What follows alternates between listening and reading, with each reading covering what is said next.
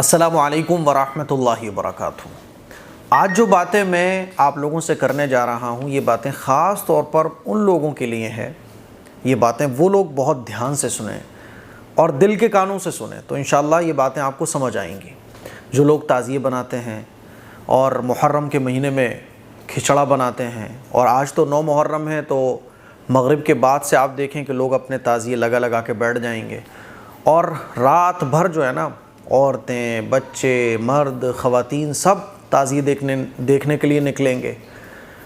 بے پردہ عورتیں بھی ہوں گی، لڑکیاں بھی ہوں گی، اور پھر رات بھر لوگ اپنے تعزیے پر بیٹھے رہیں گے۔ صبح سے لے کے فجر ہو جائے گی، پھر دوپہر میں ان تعزیوں کو دفن کرنے کے لیے نکلیں گے۔ چند باتیں ہیں جس کی طرف میں آپ لوگوں کی توجہ دلانا چاہتا ہوں۔ مجھے اچھے طریقے سے یاد ہے، ہر سال میں دیکھتا ہوں یہ منظر کہ ایک آدمی ہے اپنے تعزیے پر بیٹھا ہوا ہے، مغرب کے بعد سے وہ بیٹھا ہوا ہے، پوری رات بیٹھا رہا، بچے بھی اس کے بیٹھے رہے، بیوی کھانا بھی اس کو وہیں دے کے چلی گئی، عشاء سے لے کے فجر ہو گئی، وہیں بیٹھا وہ سو بھی گیا، لیٹ گیا، لیکن اپنے تعزیے سے نہیں ہٹا۔ میں نے اس سے جا کے پوچھا، بھائی یہ جو آپ تعزیے بناتے ہو کیوں بناتے ہو؟ حضرت حسین رضی اللہ تعالیٰ عنہ کی محبت میں۔ میں نے کہا اچھا جی۔ پھر جب دوپہر ہو جاتی ہے تو وہ دوپہر میں اسی تعزیے کو لے کر نکلتا ہے اور توڑ تاڑ کے دفن کر کے آ جاتا ہے۔ میں بولتا ہوں بھائی یہ سب کیوں کر کے آئے؟ حضرت حسین رضی اللہ تعالیٰ عنہ کی محبت میں۔ بے شک بالکل صحیح بات ہے، جو لوگ تعزیے بنا رہے ہیں، جو لوگ سبیلے لگا رہے ہیں، لنگر لگا رہے ہیں، یہ سب حضرت امام حسین رضی اللہ تعالیٰ عنہ کی محبت میں ہے۔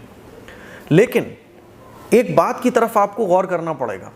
آپ رات بھر تعزیے پر بیٹھے رہے لیکن عشاء کی نماز آپ نے نہیں پڑھی۔ آپ رات بھر تعزیے پر بیٹھے رہے، صبح فجر کی نماز آپ گول کر گئے۔ آپ تعزیے کو لے کر نکلے لیکن ظہر کی نماز آپ سے چھوٹ گئی۔ اسی طرح سے تعزیے جب لگا کے آپ بیٹھے ہوئے ہیں تو گھر کی خواتین تعزیے دیکھنے جا رہی ہیں، نہ چہرے پہ کوئی حجاب ہے، اور رات میں عورتوں کا نکلنا، لڑکیوں کا نکلنے کا کوئی تک بھی نہیں بنتا ہے۔ اور جب لڑکیاں یہ تعزیے دیکھنے کے لیے نکلتی ہیں تو براق کے نیچے بعض دفعہ اپنے بچوں کو سجدہ تک عورتیں کرواتی ہیں، سجدہ کرو بیٹا۔ بے شرمی، بے حیائی، آنکھوں کا زنا، ہاتھوں کا زنا کتنا ہوتا ہے آپ سب لوگ جانتے ہیں، بتانے کی ضرورت نہیں ہے۔ 10 محرم کو بسکٹ لٹائے جاتے ہیں، کھانے کی چیزیں لٹائی جاتی ہیں، اس میں رزق کی کتنی ناقدری ہوتی ہے یہ بھی آپ سب لوگ جانتے ہیں۔ اور پھر شربت پلانے کے لیے جو سبیلیں لگائی جاتی ہیں اس میں بھی آپ دیکھیے، یہی محلے اور علاقے کے لوگ شربت وغیرہ پی جاتے ہیں۔ میں آپ لوگوں کو جو بات بولنا چاہتا ہوں، یہ بولنا چاہتا ہوں کہ دیکھیے یہ سب کام آپ لوگ حضرت حسین رضی اللہ تعالیٰ عنہ کی محبت میں کر رہے ہو، لیکن حضرت امام حسین رضی اللہ تعالیٰ عنہ نے کربلا کے میدان میں جنگ ہو رہی تھی، اس وقت بھی نماز نہیں چھوڑی، اس وقت بھی انہوں نے فرض نماز کو پڑھا۔ جب ظہر کی نماز کا ٹائم ہو گیا تو انہوں نے صلاۃ خوف پڑھی۔ صلاۃ خوف کہتے ہیں کہ جب دشمن سے مقابلہ چل رہا ہو تو 2 گروپ بن جاتے ہیں، ایک گروپ نماز پڑھتا ہے، ایک گروپ دشمن سے مقابلہ کرتا ہے۔ پھر ایک گروپ نماز پڑھ لیتا ہے تو پہلے والا گروپ نماز پڑھ لیتا ہے، اور یہ جو نماز پڑھ چکے ہیں یہ دشمن سے مقابلہ کرنے لگتے ہیں۔ حضرت امام حسین رضی اللہ تعالیٰ عنہ نے نماز نہیں چھوڑی، اور ہمارے جو بھائی تعزیے بنا رہے ہوتے ہیں وہ عشاء کی نماز غائب، فجر کی نماز غائب، ظہر کی نماز غائب۔ تو ذرا ہمیں یہ غور کرنا پڑے گا کہ ہم نقش قدم پہ کس کے چل رہے ہیں۔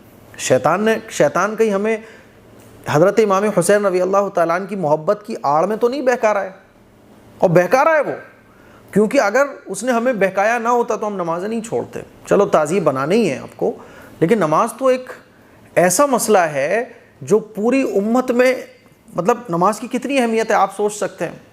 اللہ کے نبی صلی اللہ علیہ وسلم کی حدیث سے ثابت ہے کہ قیامت کے دن سب سے پہلے جو حساب ہوگا وہ نماز کا ہوگا۔ اگر نماز ٹھیک ہوگی تو باقی سارے اعمال ٹھیک ہوں گے، اور نماز ٹھیک نہیں ہوگی تو باقی سارے اعمال بھی مشکل میں پڑ جائیں گے۔ تو تعزیے بنانا چلو ٹھیک ہے، ایک بڑا مسئلہ ہے کہ تعزیے بنانا چاہیے کہ نہیں بنانا چاہیے، لیکن نماز کے بغیر تو یہ بھی قبول نہیں ہے، نماز کے بغیر تو کچھ بھی قبول نہیں ہے۔ تو ہمیں یہ سوچنا پڑے گا کہ شیطان کہیں ہمیں رانگ سائڈ پہ تو نہیں لے کے جا رہا ہے، اور ہمیں احساس بھی نہیں ہو رہا ہے۔ وہ احساس میں آپ کو دلانا چاہ رہا ہوں یہ تمام باتیں بول کر۔ تو آپ تعزیے بناؤ نہ بناؤ ایک الگ ٹاپک ہے، لیکن نماز آپ کی نہیں چھوٹنی چاہیے۔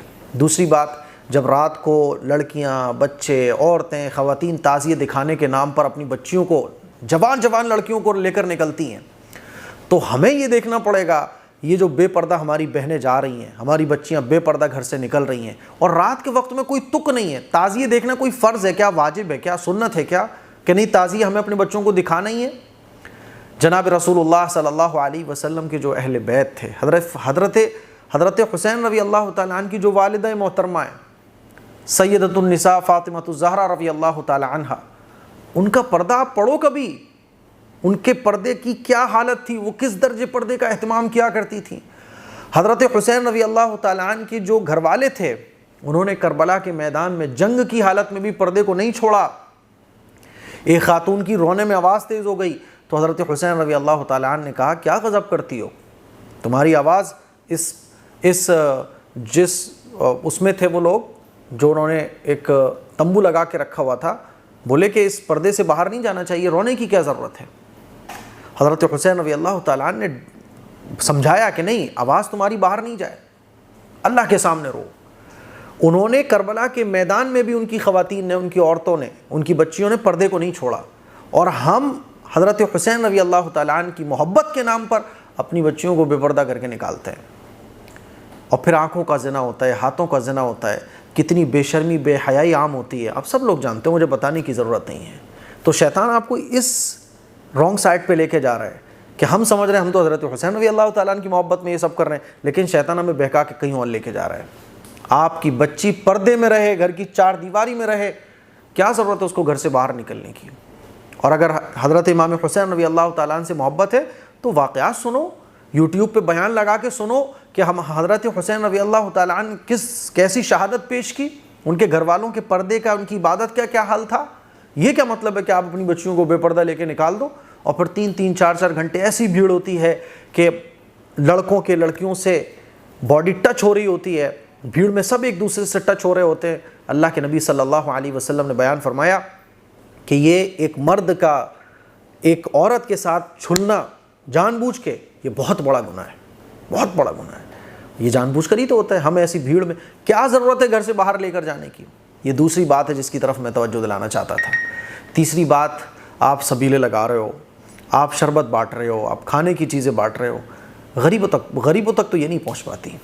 آپ نے یوں کر کے لوٹا دیا، ایک پیکٹ کسی کے ہاتھ میں آیا اور 8 پیکٹ کھانے کے برباد ہو گئے۔ زمین پر کھانا بکھرا ہوا میں نے اپنی آنکھوں سے دیکھا ہے۔ رزق کی ناقدری، اللہ کے نبی صلی اللہ علیہ وسلم نے ارشاد فرمایا یہ شیطان کا کام ہے، رزق کی قدر کرو۔ شیطان نے ہمیں سجا دیا کہ نہیں لوٹاؤ، نہیں صاحب ایسے لنگر لگاؤ۔ یہ حضرت حسین رضی اللہ تعالیٰ عنہ کا کام نہیں ہے۔ حضرت حسین رضی اللہ تعالیٰ عنہ تو رزق کی قدر کیا کرتے تھے، رزق کی ناقدری نہیں کرتے تھے۔ میرے عزیز بھائیوں، غریبوں کو کھلاؤ۔ یہ جو آپ لٹا دیتے ہو جس میں کھانے کی بربادی زیادہ ہوتی ہے، بھوکے کے پیٹ میں تو تھوڑا سا پہنچ پاتا ہے، اسی لیے بھوکے کو کھانا کھلاؤ۔ ایسے علاقے میں آپ لنگر اور سبیلے لگاؤ جہاں بھوکے لوگوں کو کھانا ملے۔